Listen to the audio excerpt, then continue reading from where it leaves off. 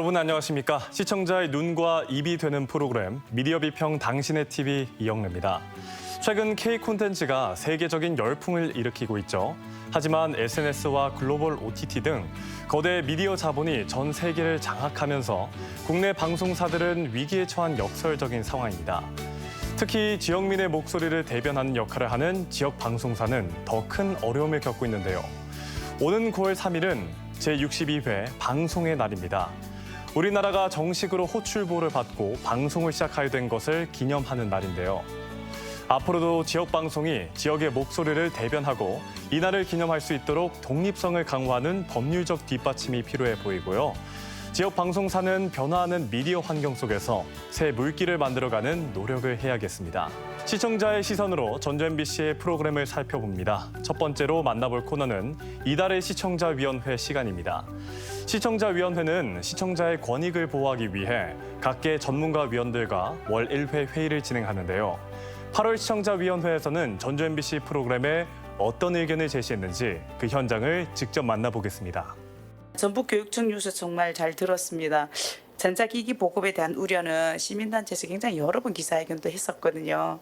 이 부분 굉장히 잘 다뤄주셨고 한쪽에 그동안 쌓아놨던 지방교육 재정이 거의 다 바닥이 났거든요. 이 부분 때문에. 그래서 앞으로도 MBC에서 지방교육 재정에 대한 지속적인 좀 관심을 부탁을 드리겠습니다. 제가 로컬 판타지나 전북이 참 좋다를 정말 재밌게 항상 시청을 하고 많은 좋은 정보들을 얻고 있는데요. 이번에 로컬 판타지 그 이인찬 씨가 나온 편을 보면은 워케이션이라는 좀 그 낯선 단어로 그리고 처음에는 이게 뭔가 노는 것 같지도 않고 일을 하는 것 같기도 하고 좀 애매하다라는 생각이 들었었는데 장소 곳곳을 다니면서 많은 것들을 보여주고 또 이게 저는 그냥 그 인천에 있는 그 이인찬 씨가 다니는 회사의 약간 이례적인 그 이벤트적인 그런 사업인가라고 생각을 했는데 장소에 그 워케이션 센터도 있고 좀 구체적으로 워케이션 관련해서 지속적으로 많은 뭐 관광 사업이라든지 새로운 형태의 사업이 개발이 되겠구나 하는 좀 기대감이 있어서 좋았습니다. 그리고 그 부안의 그 예비 부부가 그 카페나 펜션을 운영하는 것도 너무 잘 보여줬어요. 맛있겠죠. 참 맛있어요. 쫄깃쫄깃할 것 같아요. 갓 만든 빵이 진짜 맛있잖아. 제가 반은 먹어요. 반을요? 제가 부안이 고향이기도 한데 항상 부안을 갈 때마다 느끼는 게 좀 갈 곳이 너무 별로 없다. 명소라고 할 곳이 너무 좀 부족한 것 같다. 풍광이나 너무나 좋은 점을 많이 가지고 있는데도 좀 아쉽다라는 생각을 했는데 그 젊은 부부가 막 의기투합을 해서 열심히 그 명소를 만들어가는 모습을 보고 정말 기분이 좋았습니다. 로컬 판타지 보면서 되게 좋은데 예전보다 방문지가 되게 많아졌다는 느낌이 좀 들더라고요. 그래서 새로운 곳을 여러 곳을 보니까 좋기도 하는데 저곳의 이야기를 조금 더 듣고 싶은데 저분들이 저곳에서 좀 더 즐기는 모습을 보고 싶은데 이게 되게 좀 빠르게 그냥 코스별로 좀 진행되는 느낌이 있어서 조금 아쉬운 부분도 있었지만 또 그 부분에서는 여러 군데를 가다 보니까 새로운 곳을 또 발견하는 재미가 있기도 했었습니다. 뉴스 보도에서는 7월 말에 그 방송 나왔던 이제 국민연금 개혁 제도 개선 논의가 필요한데 이게 이제 정년 연장 논의하고 또 함께 국민연금 제도 개선이 필요할 수 있다. 하지만 2029년부터 5년 동안 일하면서 연금을 내지 않고 연금 수급 연기를 할 경우 달마다 136만 원을 받습니다. 라고 하는 부분이 그냥 일반적으로 국민연금 제도 개선 필요하다, 연금 고갈하고 얘기하는 것보다는 또 조금 또 다른 측면이어서 생각해 볼 만하겠다, 생각해 볼 만하다라고 하는 생각이 들기도 했습니다. 뉴스를 보게 되면서 이제 느끼고 있는 게 저번에도 제가 잠깐 말씀드렸습니다만 뭐 전주시에 대한 어떤 입찰 과정의 어떤 비리, 사업 수행에 있어 비리 이런 부분들이 제법 많이 나온다라고 하는 생각이 좀 들었어요. 이번에 뭐 익산 같은 경우도 또 이제 그 간판 업체의 어떤 관련 속에서 어떤 비리가 발견된 부분도 있기도 하고, 그리고 의회에서 이제 의원이 뭐 미용업체를 좀 하게 되는데 그쪽에서 또 이제 비리가 발견되기도 하고 이런 부분들이 계속 이제 발생되고 있는데 이게 시민들이 이제 감시할 수 있는 감시 기능들을 저희 시민들은 못하지 않습니까? 언론이 좀 하고 있는 부분은 굉장히 잘하고 있는 부분이라고 생각이 되어집니다. 그래서 이런 꾸준한 어떤 이런 보도들이 계속 이어졌으면 좋겠다라는 생각을 했습니다. 장애인 시설에 관련된 부분에 보도도 있었죠. 지난 5월 정읍의 한 장애인 거주시설에서 원장이 발달장애 여성 거주인을 집으로 불러 성추행하는 사건이 발생했습니다. 정읍에 있는 장애인 시설에서 원장이 발달장애인을 성추행해가지고 그 발달장애인은 이제 격리가 됐습니다만 시 같은 경우는 이 시설에 어떤 문제가 있기 때문에 시설 폐쇄를 추진을 좀 했는데 장애인 복지법과 사회복지사업법에 따라 지난달 시설 폐쇄 명령을 내리고 거주인 이전을 준비했습니다.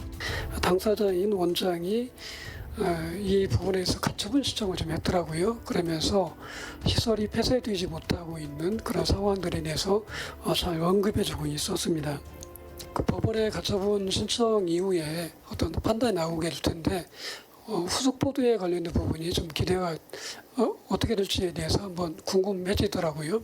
그래서 앞으로 또 이런 장애인에 관련된 부분, 소외계층의 어떤 인권에 관련된 부분 이런 부분들은 잘 보도를 해주고 있기 때문에 꾸준하게 관심 가지고 계속 보도를 해줬으면 좋겠습니다. 제가 이번에 말씀드리고 싶은 건 시사토론 관련인데요. 8월 3일에 방송된 주제가 간이과세 배제지역 현실화 방안에 대한 거였습니다. 그런데 주제 자체가 시청자들에게 썩 익숙한 주제가 일단은 아니어서 간이과세가 무엇인지, 그거의 또 제한 구역이 무엇인지, 영세 사업자들이 어떤 어려움을 느끼고 있는지에 대한 게 좀 명확하게 그려지지를 못하지 않았나 하는 느낌이 좀 들었습니다. 그 뉴스 영상을 다시 리뷰하는 걸로 시작이 되는데 정부가 어려운 소상공인을 살리겠다며 민생회복 지원금 지급에 나섰습니다. 거기에 이제 지금 간이과세 대상의 기준이 1억 400만 원이라고 그래요. 연매출이. 그런데 그거를 표현하면서 실수익을 하면은 3천만 원 수준이다. 간이과세 대상이 연매출 기준 1억 400만 원으로 실수익으로 따지면 3천만 원 안팎인데 1인 최저 생계비 수준입니다. 이 지점은 사실과 부합하지 않는 것 같습니다. 1인 최저 생계비 수준이 지금 25년에 약 145만 원에 1년 하면은 1,700 몇만 원 정도 됩니다. 그런데 3천만 원을 그렇게 단순 대비한 것이 아마도 1인 가족이 아니고 2, 3인 가족 수준의 한 가구 기준으로 이렇게 잘못 언급이 된 게 아닌가 하는 생각이 들었어요. 그리고 시사 토론에 이제 전반적으로 보면 시청자들이 어떤 이 프로그램을 이해하고 따라올 수 있도록 그 도표나 자료가 좀 화상으로 제시되면은 좋겠다 하는 생각이 듭니다. 그냥 입장이 다른 분들의 말만 계속 듣다 보면 사실 따라가기가 좀 어렵고 오해가 좀 생길 소지도 있지 않나 하는 생각을 해봤습니다. 음식물 쓰레기 수거용기 실명제를 제가 봤거든요. 근데 단순 리포트로 나와 있는데 실명제 한다라는 얘기. 그래서 그 이유가 자영업자들이 음식물 쓰레기통 용기를 갖다 밖에 내놓고 해서 미관상 안 좋다. 실명제를 하게 되면 어떻게 되는지에 대한 전혀 설명이 없어서 이 실명제 도입 목적이 뭐지? 무엇을 위한 건지 이런 게 전혀 없었습니다. 그래서 혹시 다음에는 도입하는 이유가 뭐고 도입해서 어떻게 변화를 원하는지를 한번 확인해 줄 필요가 있을 것 같습니다. 완주 전주 통합 토론회 잘 봤습니다. 시장과 군수께서 나름대로 굉장히 그동안의 문제점들을 많이 잘 1대1로 해주신 것 같아요. 아쉽게도 쟁점되는 부분들이 시간이 좀 작다 보니까 전주시 빚 문제 그리고 자립도 문제 그런 게 조금 나왔는데 불구하고 그냥 단순 수치로 해서 나오고 끝나다 보니까 시청자 입장에서 또는 도민 입장에서 아니면 시민 입장에서는 완벽하게 해소되지는 않더라고요. 특히 혐오시설 문제 그 부분에서도 정확하게 명확하지 않은 부분들 그런 부분을 조금 더 심도 있게 얘기될 수 있는 시간이 됐으면 좋겠다는 말씀을 드립니다. 그리고 공론화 필요성 걸 양쪽에서 다 말씀하시더라고요. 아마 이게 저희 지역의 방송사들이 해야 될 일이 아닌 것 같습니다. 왜냐하면 국민과 시민들 모두가 원하고 원하지 않건 간에 정확한 팩트로 정확한 사실 정보를 받아야 되는데 사실은 그 관련된 정보들이 많이 떠돌아다니지만 모아진 곳은 없는 것 같습니다. 그래서 그게 자꾸 와전되고 뭐 완주 군 내에서도 지금 제가 많이 듣는 얘기는 뭐 무조건 혐오시도 오르는 게 돼 있고 전주가 빚이 많다. 근데 우원기 시장은 뭐 자립도는 전주가 21, 완주가 16% 얘기하고 6,400억 된 빚이 이번에도 뭐 그 기사에 나왔죠. 도시공원 관련해서 자산으로 잡혀 있다는 말씀을 하시는데 그게 상당히 지금 큰 문제로 대두되고 있지만 명확하게 증명된 게 없거든요. 그래서 그 빚이 과연 정확하게 자산으로 잡을 수 있는 건지 그런 부분들도 한번 봐주시면 어떨까 싶습니다. 시청자 위원들의 의견 잘 들었습니다. 시청자위원회에서 다루지 못한 다양한 의견이 있다면 전주 MBC 누리집 시청자 게시판에 남겨주시길 바랍니다.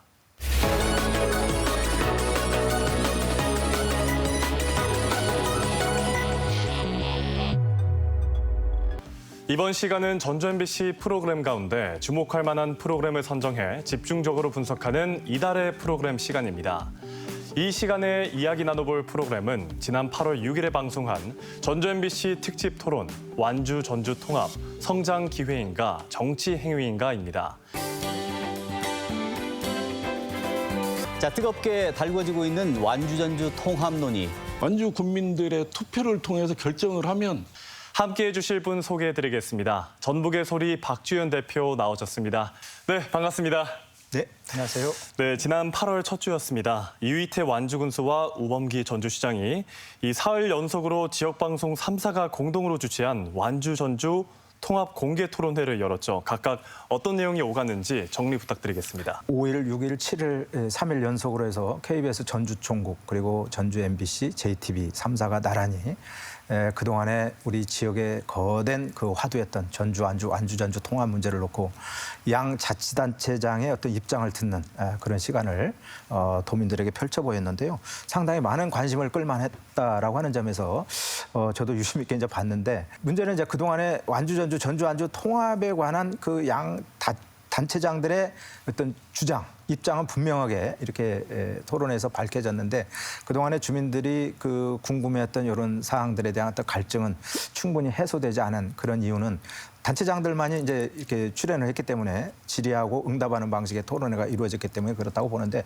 그럼에도 불구하고 완주 전주, 전주 완주 통합에 관한 그동안의 어떤 이슈라든지 논란거리라든지 또 앞으로 그 헤쳐나가야 될 이런 여러 가지 다양한 문제점들이 양 단체장들에 의해서 그날 확인된 그런 자리였다라고 이렇게 볼 수 있겠습니다. 방송 3사 가운데 전주 MBC 특집 토론은 두 번째 날에 진행됐습니다. 여러 쟁점을 놓고 팽팽하게 맞섰는데 어떤 내용들이었습니까? 네, 전주 MBC의 경우에 이제 두 번째 이틀째 공개 토론회가 진행돼서 상당히 많이 또 관심을 끌었는데요.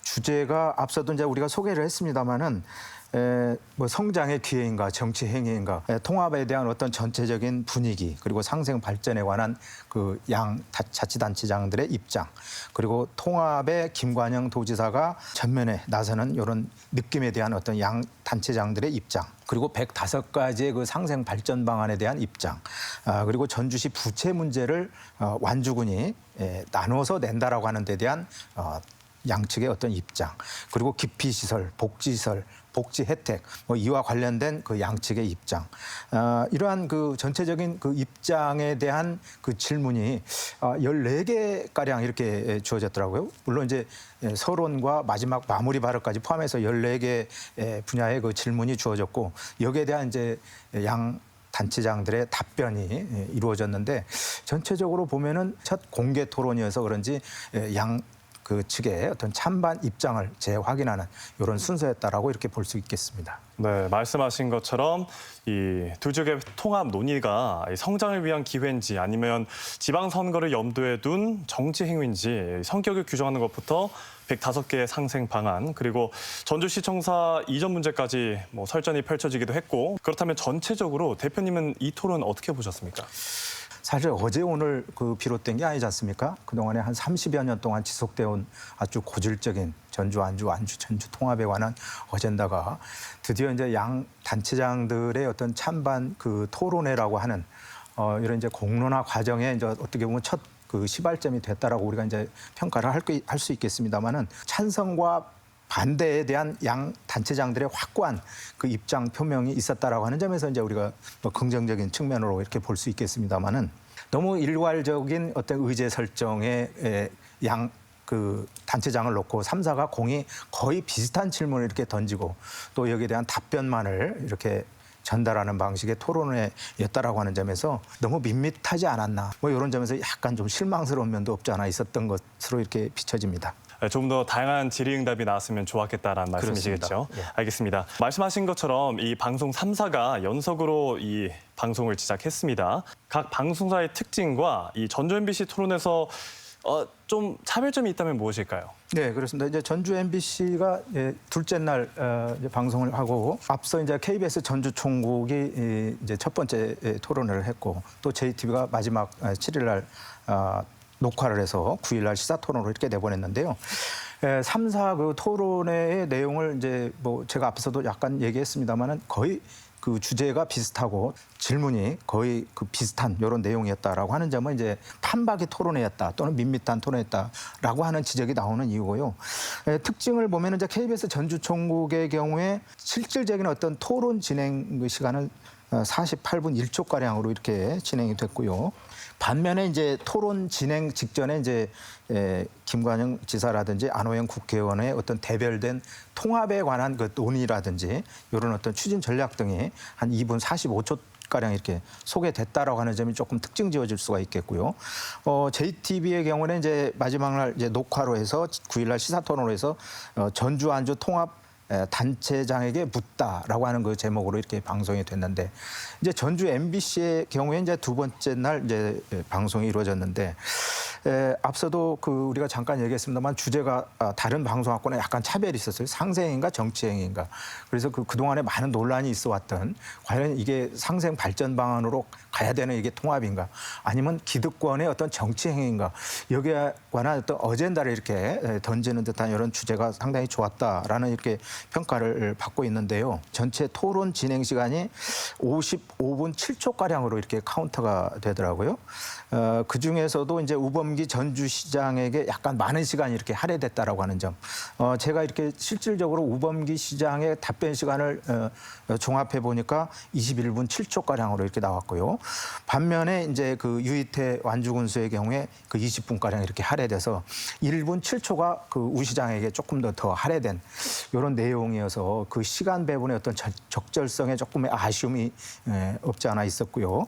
그 선거방송 토론에서는 엄격하게 균형적으로 시간을 배분한 데 비해서 이 토론에는 우 시장에게 조금 더 많은 시간이 할애됐다라고 하는 점을 우리가 이제 특징적으로 전주시 MBS에서 보여줬습니다. 네, 말씀하신 것처럼 이번 토론은 전주시장과 완주군수의 양자 토론이었습니다.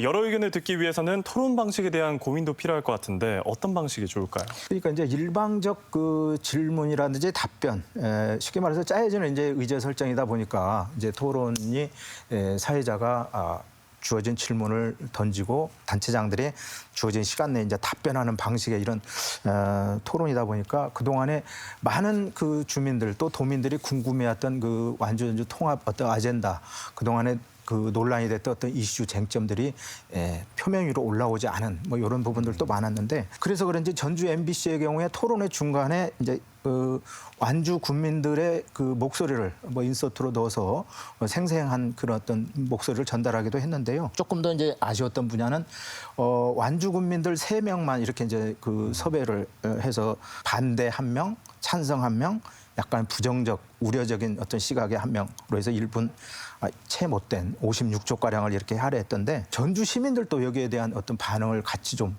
넣었더라면은 시청자들이 상당히 그 이해하는 데 도움이 됐으려는 이런 생각이 드는데 학교라든지 타 지역에 거주하는 어떤 그 실향민들, 전주 출신들의 어떤 그 통합에 관한 어떤 의견들도 다양하게 인서트에 포함시켰더라면 훨씬 더 다양하고 또 많은 그 판단을 하는데 도움이 되는 그런 프로그램이 아니었겠나 뭐 이런 생각을 또 해봅니다. 또 말씀하신 것처럼 이 도민들의 판단을 돕는 언론의 역할이 정말 중요합니다.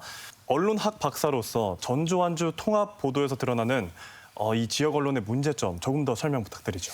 지금 전주, 안주, 전주 이 통합에 관한 문제가 사실 한 30여 년 동안 지속돼 왔고요. 실제로 주민 투표도 있어 왔지만은 무산된 이런 사례가 있지 않습니까? 양측 입장이 워낙 팽배하다 보니까 양비론적인 입장에 어떤 기계적인 어떤 균등 배분의 어떤 원칙에 의해서 지나치게 찬성과 반대를 똑같은 지면, 똑같은 영상에 배분을 하는 이런 어떤 양비론적인 어떤 그 저널리즘을 추구하다 보니까 독자나 시청자들이 어느 게 중요하고 어느 게 옳은가 이렇게 판단하기가 상당히 애매하고 어려운 이런 부분이 없지 않나 이런 생각이 들었고요. 또 이제 일간지들의 경우는 이제 우리가 보면은 최근에 보면 따옴표 저널리즘이라고 이제 우리가 얘기를 하는데 마치 이제 객관성을 이제 우리가 담보로 하고 전제로 한다라고 하는 이제 가정하에 특정 정보원 또 제보자의 목소리를 따옴표 안에 가두어서 큼지막하게 반복적으로 보도하는 이런 형태를 우리가 많이 볼 수가 있겠는데 이 전주, 안주 통합 문제에 대해서도 일부 일간지들에 보면은 그날의 헤드라인부터 거의 따옴표가 상당히 많이 들어가는데 뉴스 수용자들이 보면은 상당히 그 어리둥절하고 이게 과연 어느 게 옳고 그른지 분명 그 판단하기가 상당히 애매모호한 이런 보도 태도를 보이는 이런 양태가 계속되고 있다라고 하는 점에서 이러한 문제점을 우리가 조금 더 극복해야 되지 않겠나 하는 그 여론들이 나오고 있습니다. 내년 지방선거를 앞두고 통합 문제는 더더욱 불이 붙을 전망인데 지역 언론에서는 어떤 자세로 다뤄야 할까요? 지금 첨예한 갈등 국면에 지금 이 보도들이 계속해서 이제 그 헤드라인 뉴스로 부각되고 있고 앞으로도 계속해서 이 문제가 이제 크게 의제 설정이 되는 뭐 이런 상황으로 우리가 이제 볼 수가 있겠는데요. 대부분의 어떤 지역 언론들이 지금 취하는 보도 형태들을 보면 이제 프레임 저널리즘이라고 이제 학계에서 얘기하는데 언론사마다 찬성과 반대의 어떤 그 성향이 정해져 있는 틀에 가두어서 그 지나치게 확대해서 강조해서 보도하는 이런 형태를 이제 우리가 프레임 보도, 프레임 저널리즘 또는 프레이밍이라고 이렇게 얘기를 하는데 자칫하면 이제 왜곡 보도나 오보를 할 수 있는 이런 현상도 있거든요. 실제 유력 지역 일간지가 지난 5월에 대선 기간에 양 정당이 쉽게 말하면은 전주, 안주 통합을 공약화를 기정사실화했다라는 이렇게 오보를 낸 적도 있어요. 프레임 보도가 지나치게 강조되고 확대되다 보니까 이런 현상이 일어나는데 찬성 위주로 그동안에 보도했던 기사, 사설 내용들을 보면은 이 언론사는 찬성 쪽에 프레임이 설정됐구나라고 하는 것을 우리가 볼 수 있는데 대체적으로 이제 이러한 그 심한 갈등 국면이나 혐오 또 극단적인 어떤 양극화 현상이 일어났을 때 그 언론 지수가 높은 그 선진국들의 그 경향을 보면은 컨스트럭티브 저널리즘이라고 하는 이제 이런 형태를 많이 취하면서 각고의 노력을 하는 뭐 해석적 저널리즘 또는 맥락적 저널리즘, 구조적 저널리즘 뭐 이렇게 얘기를 하는데 이제 갈등과 혐오 또는 양극화를 줄이기 위해서 언론이 각고의 어떤 노력을 해야 한다는 이런 취지의 이제 저널리즘의 형태를 말하는데요. 기존의 갈등 보도가 어떤 갈등이라든지 부정 국면을 지나치게 묘사하는 것보다는 대안을 모색하고자 하는 이런 어떤 저널리즘의 추구 형태이기 때문에 우리도 지금 갈등 국면을 지나치게 묘사하는 언론들일수록 우리가 이제 본받을 필요가 있지 않겠나 이런 생각이 드는데 컨스트럭티브 그 저널리즘 중에 그 대표적인 구성 요소들은 다양성이라든지 해결책을 지향한다든지 또는 그 포용성이라든지 또는 그 대중의 어떤 참여 의도를 중요시한다든지 이런 것들로 봤을 때는 지금 전주, 안주 통합 문제를 우리가 다루는 그 저널리즘의 보도 형태가 지나치게 프레임 저널리즘이라든지 양비론적인 이런 보도 형태를 취하는 것보다는 지금 선진 그 국들이 지향해 나가는 컨스트럭티브 저널리즘의 형태도 우리가 좀 취해야 되지 않나 이런 생각이 듭니다. 네, 지금까지 박주연 전북의 소리 대표였습니다. 오늘 말씀 고맙습니다. 감사합니다.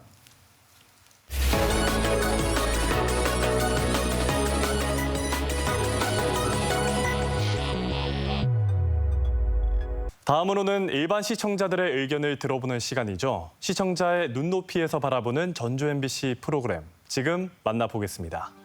이 영상은 러시아 출신 알리나님이 군산 명도에 정착하셔서 펜션을 운영하시는 모습을 따뜻하게 보여줍니다. 알리나님의 열정적이고 긍정적인 에너지는 명도의 아름다운 자연과 어우러져서 깊은 인상을 저에게 남겼습니다. 또한 명도의 역사와 자연을 깊이 이해하고 손님들에게 설명하는 모습에서 그녀의 진심이 느껴졌습니다. 또한 외지인인 알리나님을 따뜻하게 품어주는 섬 주민들의 인심이 저에게 가장 인상 깊게 남았던 것 같습니다. 하지만 이 명도라는 섬 자체의 심층적인 정보가 부족했던 점은 아쉬움으로 남았습니다. 그리고 펜션을 운영하면서 어려움을 느낀 점과 그 어려움을 어떻게 극복했는지에 대한 설명이 좀 더 나왔었다면 더 좋았을 것 같습니다. 토론을 통해 전주 완주 통합에 대해 생각해 보았습니다. 저는 경상남도 진주가 본가인데 과거 진주와 진양군이 합쳐졌을 때 가장 크게 달라진 점은 도시 규모가 커지고 행정 서비스가 단순화된 점입니다. 전주 완주 통합은 지방 균형 발전이라는 큰 과제에 긍정적으로 보입니다. 수도권에 쏠려있는 인구와 자본을 지방에 분산하려면 지방에서도 일정 규모 이상의 거점 도시가 필요합니다. 전주와 완주가 통합하고 경쟁력을 확보하면 호남권에서 새로운 중심 도시로 성장할 수 있습니다. 하지만 우려되는 문제점 중 하나는 지역 정체성 갈등입니다.